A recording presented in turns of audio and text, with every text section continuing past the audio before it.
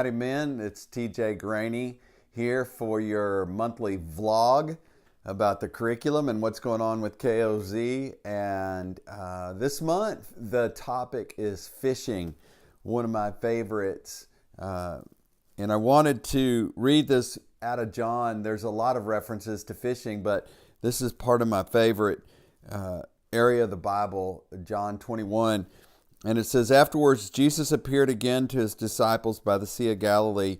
It happened this way. Simon, Peter, Thomas, also known as Didymus, Nathan from Cana in Galilee, and the sons of Zebedee, and two other disciples were together. I'm going out to fish, Simon Peter told them.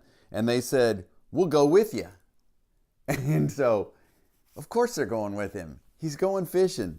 They've been caught up in this room waiting to figure out what they're supposed to do next. And one of the guys is going fishing. Peter's going fishing. Well, of course they're going fishing with him.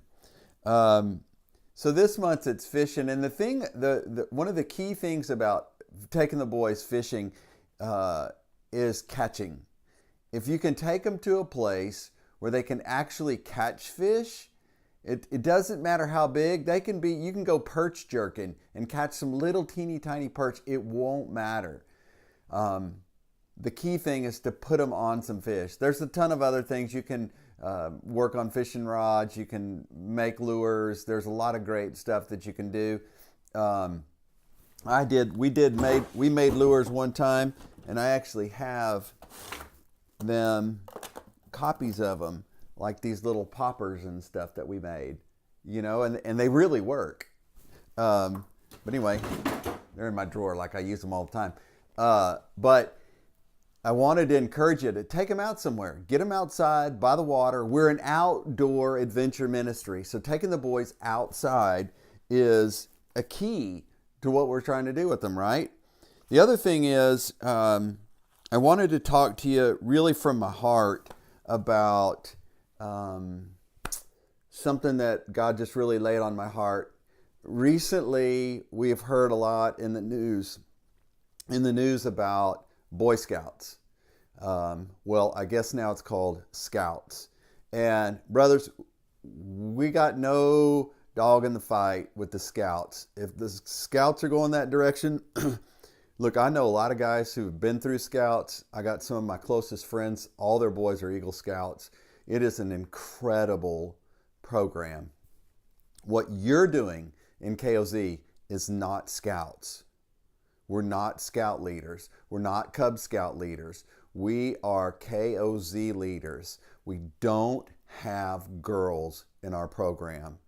It's a scientific fact that if you mix the boys and girls together, you're not going to have the same outcome with the boys that you would if you're one-on-one, men with boys, men training boys. That's why we don't mix them. We do not mix boys and girls. KOZ is a boys-only program. Now, so I was praying about that and thinking about that. Okay, what do I say? How do I talk to the guys about it? And really what God put on my heart was, you know what? There's a lot of good stuff happening in Boy Scouts. We're not going to step into that. But it did help me to really focus on the power that you guys as Harvest Team leaders have, that you guys as mentors to these little boys have.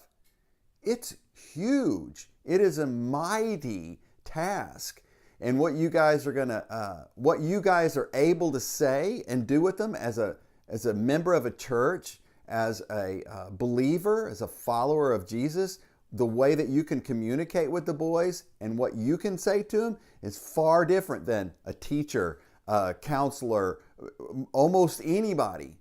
You can bring Jesus and the Bible into your conversation with the boys and you can walk in that truth. It's a mighty responsibility.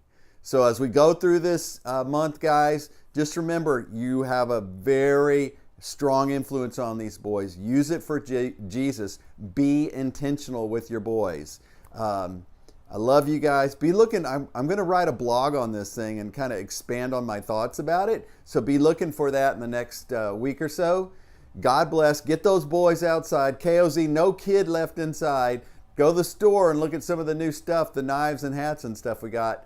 God bless, and let's mount up.